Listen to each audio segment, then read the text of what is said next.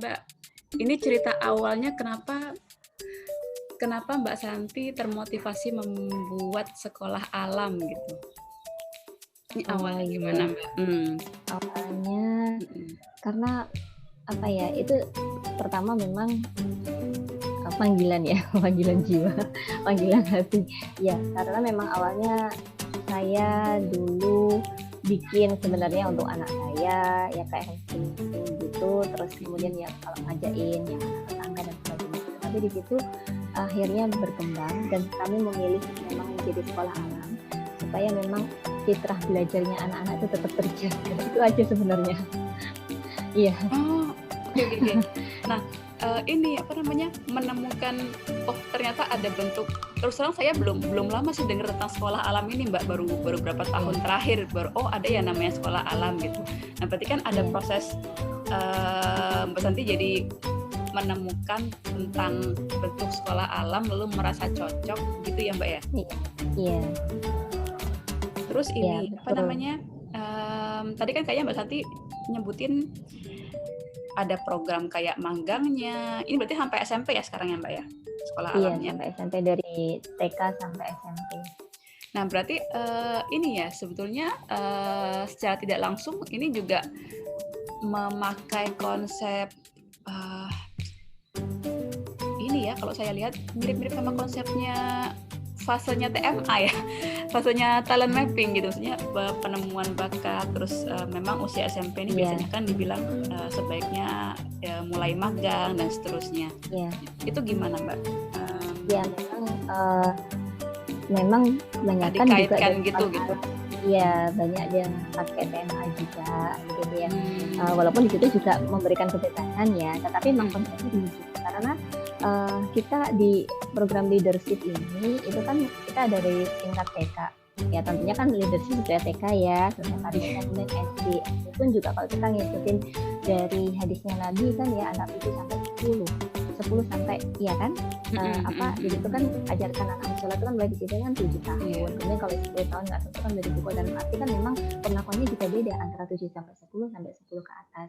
Memang hmm. targetnya anak-anak itu apa ya, Mbak Din, bisa memang menyiapkan anak-anak yang akil balik ya, yang Ah mereka iya, bisa ya siap tahu, karena dari awal kita konsen bahwa anak harus tahu tentang visi misi hidup.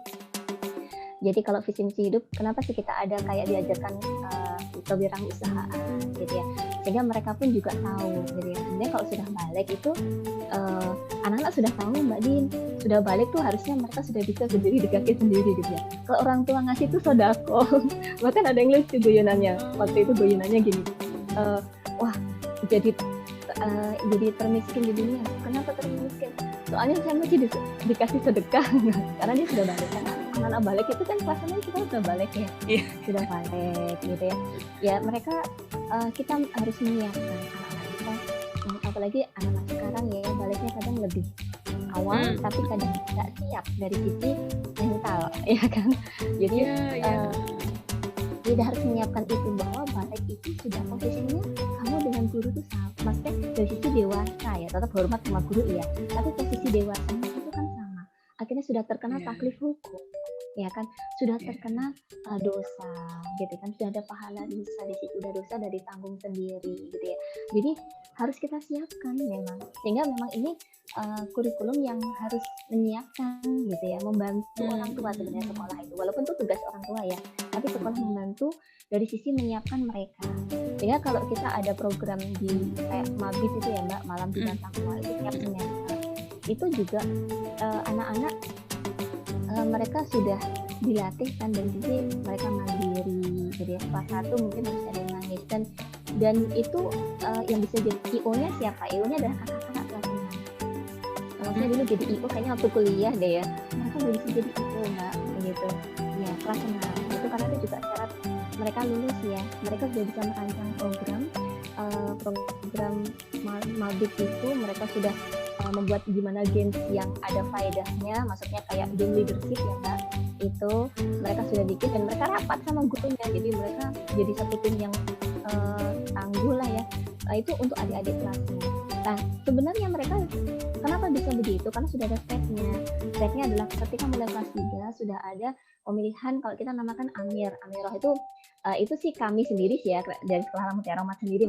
Mungkin sekolah yang lain beda gitu ya. Tapi kami bentuk leadershipnya kan macam-macam. Kita buat cari pemimpin Amiroh namanya. Dan itu ada mereka jadi seleksi gitu ya. Dan kebanyakan anak-anak kan pengen jadi pemimpin ya kan Mbak. Tapi sebenarnya jadi seorang pemimpin itu tidak hanya menjadi pemimpin, tapi mau dipimpin. Itu yang harus diajarkan. Gitu. Kan jadi artinya kita menjadi seorang pemimpin itu kan kita bisa menjadi pemimpin, tapi kalau kita saatnya jadi orang yang dipimpin kita bisa bagaimana kita asana ketuanya pemimpin. Ya walaupun tuh khas anak-anak ya pasti ada konflik itu manajemen konflik kan akhirnya kan ketika ada konflik gimana sih seorang pemimpin itu dimulai. Jadi ada trainingnya sendiri sebelum anak-anak diterjunkan jadi pemimpin gitu. Ada leadership training dulu mereka lebih awal, setelah itu mereka langsung diterjunkan jadi pemimpin itu mulai step kelas 3 sehingga wajar kalau kelas 6 mereka dari situ dan akhirnya mereka bisa menjadi pemimpin buat dirinya sendiri kan. Siap.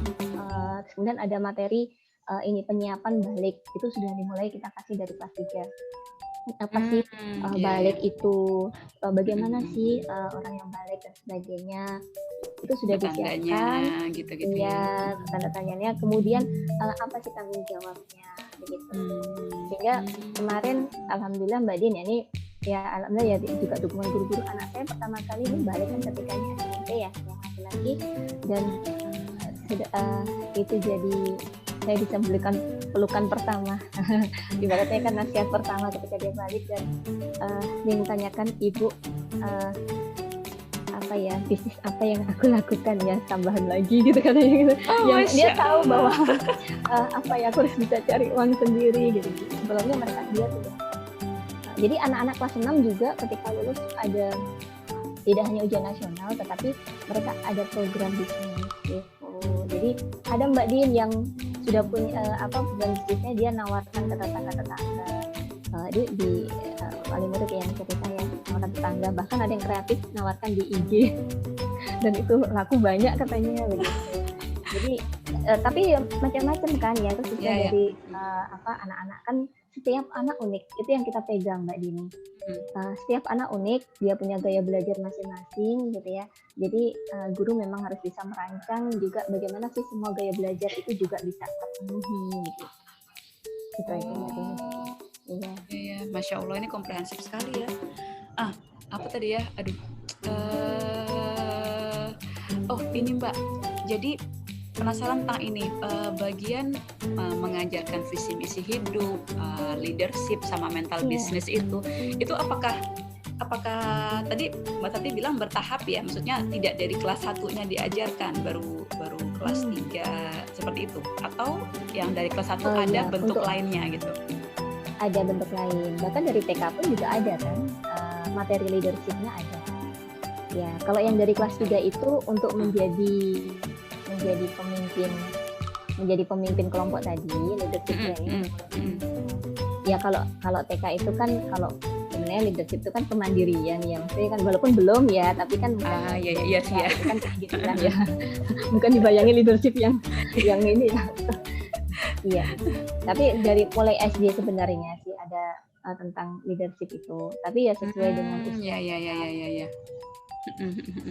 I see. Sama logika Mbak itu penting logika karena itu kan supaya anak-anak itu ini ya punya nalar ya jadi mengasah nalar mereka dan ini kali ya Mbak ya salah satu yang penting juga tuh kemampuan jadi mereka tidak sekedar menyerap apa yang diberikan gitu kan ya intinya ingin tahunya tinggi gitu.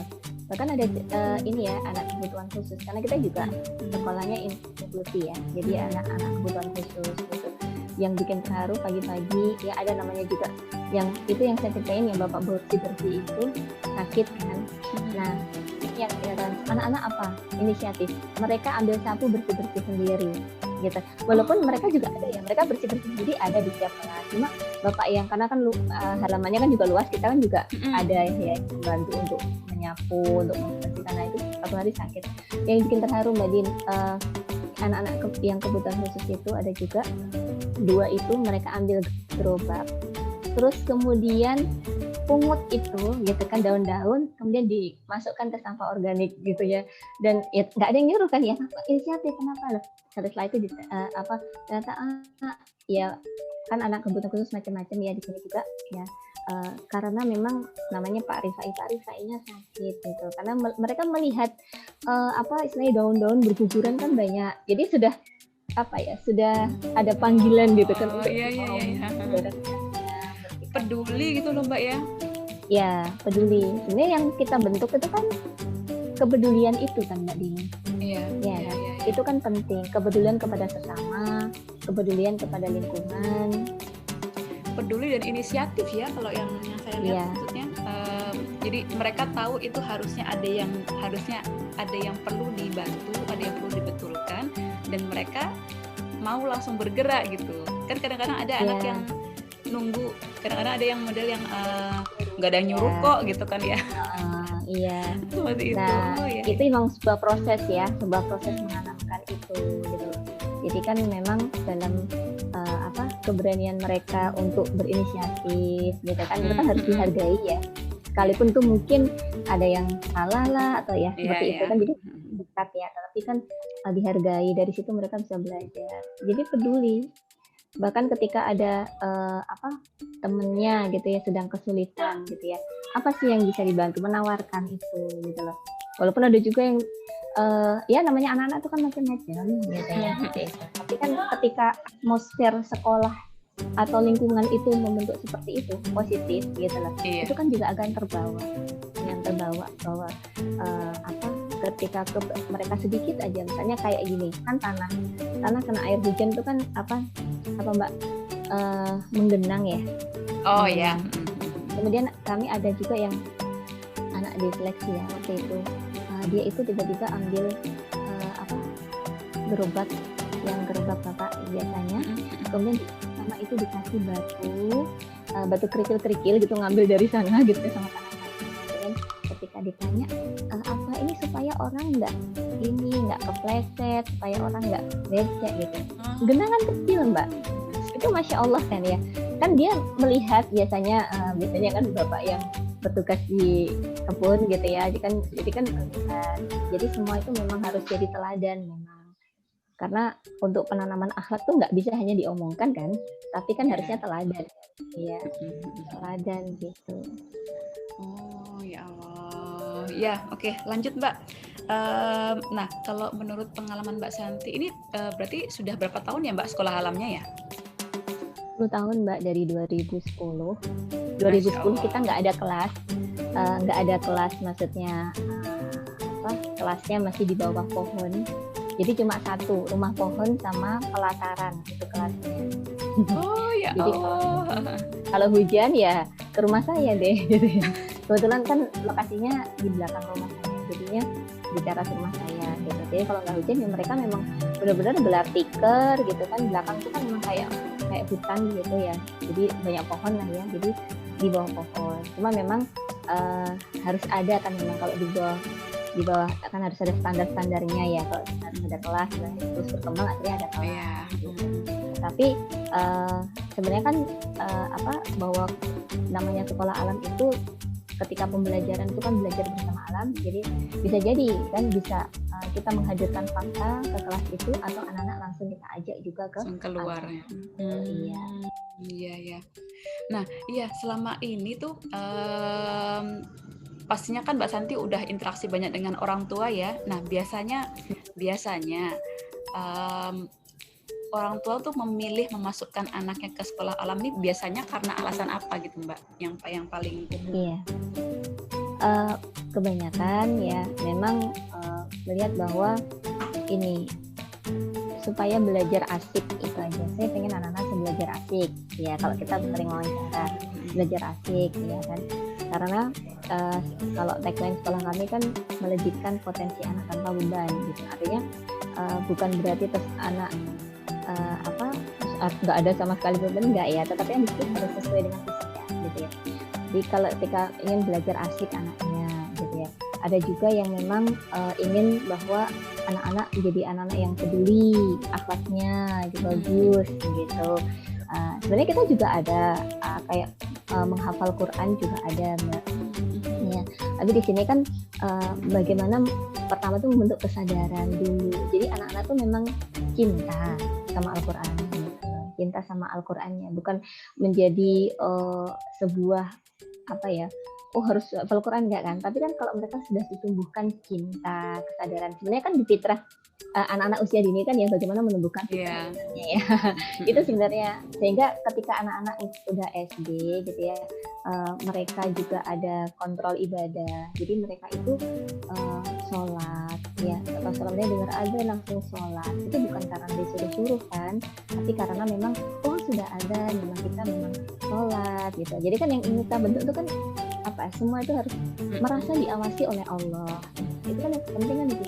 Jadi jujur itu bukan karena jujur itu nanti memang ada manfaatnya banyak. Tapi pertama itu kan karena iman. Bahwa jujur itu kan perintahnya Allah gitu. Jadi kalau saya misalnya sampai lucu, karena bikin kalau ujian ya, ada yang pensilnya penghapus nih, terus dia tuh ini pinjem itu sampai gini, aku boleh pinjam hapus loh, kenapa kok begitu? Enggak, takut nanti kalau kelihatan jawaban temennya gitu loh. Itu waktu kelas 2 SD itu karena mereka percaya diri bahwa ujian atau kalau evaluasi itu memang harus dikerjakan sendiri gitu loh. Kerjakan sendiri dalam arti kan ada saatnya memang kita teamwork ya kan, ketika itu misalnya belajar kelompok, ada saatnya ketika kayak ujian gitu kan memang harus sendiri gitu ya, sendiri, dan dibutuhkan kejujuran, sehingga ditanamkan bahwa itu penting, bahwa yang melihat itu bukan guru tapi Allah, ada malaikat di kanan kiri kita. Nah ini kan harusnya dari kecil ya, insya Allah lah. Kalau generasi kita ditanamkan dari kecil, itu juga salah satu pengennya saya juga begitu ya. Selain anak-anak belajar asik tuh saya tuh pengen generasi Indonesia ini punya Mbak, ada akhlak yang baik ya, kan kejujuran tuh jujur tinggi gitu ya. Karakter itu kan harusnya landasannya kan karena iman ya. Insya Allah semoga kontribusi kecil saya mungkin hanya kecil ya, mungkin tulang atom itu bisa membawa kebaikan, itu aja sih. Oh iya. Nah terus ini satu lagi tentang keterlibatan orang tua. Nah apakah ada nggak sih Mbak program-program di luar jam sekolah tuh yang selain jam belajar, ada lagi nggak program-program baik itu untuk anaknya atau bahkan mungkin untuk orang tuanya gitu, entah ada pendampingan atau apa, itu gimana Mbak? Iya ada sebenarnya, karena memang kita nggak bisa program-program anak-anak udah dari awal kita sudah ada komitmen dengan orang tua bahwa kalau di sini itu berarti memang orang tua ikut terlibat gitu dalam proses pendidikan anak-anak. Jadi itu sudah ada komitmen dari awal. Jadi memang ada wawancara sendiri satu-satu dan komitmen dari awal, sehingga orang tua juga sudah mau gitu ya. Dan karena kita seperti yang di Serabi Belajar ya, bahwa itu banyak orang yang untuk mendidik anak-anak. Ya kan, bahwa sebenarnya juga orang tua dan sekolah harus bekerja harus kerjasama untuk mendidik anak-anak gitu ya. Jadi memang sudah ada komitmen dari awal Mbak Didi. Jadi kita ada kayak program kayak Family Day gitu ya, program juga ya mereka main bersama, udah main bareng gitu, antara tanding, antara ya di situ macam-macam lah nanti bentuknya, ada yang booking bareng lah, main bola bareng, kemudian itu kalau ada acara khusus, kemudian juga ada menghadirkan orang tua jadi guru itu ya, kita kasih kita namanya My Parent My Hero gitu. Jadi anak-anak biar macam-macam ya, ada profesi orang tua ya, ada dari misalnya menjelaskan profesinya gitu ya, dokter dan sebagainya. Terus kemudian juga yang terpenting itu adalah pendampingan karena di sekolah cuma berapa jam kan ya Mbak Dini ya. Nah pendampingan dari orang tua, nah itu memang kerjasama antara sekolah dengan orang tua. Jadi ibaratnya kayak home based learningnya ada gitu, kita ada sendiri gitu. Jadi project itu kan nggak cuma sendiri Mbak, project bersama orang tua tapi sekolah yang membuat, jadi orang tua kan terbantu lah begitu. Jadi Oh, ibaratnya gitu. programnya kan dari sekolah, orang tua kan jadi terbantu. Jadi misalnya nanti ada home based learning, ada istilahnya yang pembelajaran berbasis rumah itu ada, gitu. Project-projectnya ada, dan itu sesuai dengan kelasnya masing-masing. Oh, Masya Allah. Wah, wah, menarik sekali ini, Mbak. Ini kapan-kapan kalau saya pulang ke Indonesia sepertinya mempertimbangkan nih sekolah. Monggo monggo, atau mau bikin sekolah di Singapura? Aduh, wah ini Masya Allah ini sangat-sangat menarik. Iya, wah sudah 42 menit, tidak terasa sekali. Masih Iya pengen iya. nanya-nanya lagi. Tapi mungkin kita cukupkan sampai sini dulu kali ya, yang sesi Iya, sesi boleh. kali ini. Mudah-mudahan dari hasil obrolan kita hari ini bisa bermanfaat dan menginspirasi ya Mbak. Maksudnya bahwa pendidikan itu tidak berarti hanya duduk di kelas saja gitu kan ya. Iya. Banyak area yang harus terbangun di dalam proses pendidikan itu, dan juga banyak pihak yang tetap harus terlibat di proses pendidikan itu gitu ya. Ya Iya. mungkin ini harapan kami bersama kali ya. Harapan kami itu bahwa mudah-mudahan dengan sedikit memberi kontribusi dalam hal apa ya, memperbaiki sisi pendidikan, entah dari rumah, entah dari sekolahnya gitu. Mudah-mudahan ini bisa meningkatkan dan membangun generasi Indonesia yang lebih baik lagi di masa depan. Insya Allah. Insya Allah. Iya, terima kasih sekali Mbak Santi Iya, atas sama-sama Mbak sharingnya. Dini. Ya, Ya, terima kasih mohon teman-teman maaf. yang nanti mendengarkan. Mudah-mudahan bermanfaat. Kami akhiri di sini. Assalamualaikum warahmatullahi wabarakatuh. Waalaikumsalam warahmatullahi wabarakatuh.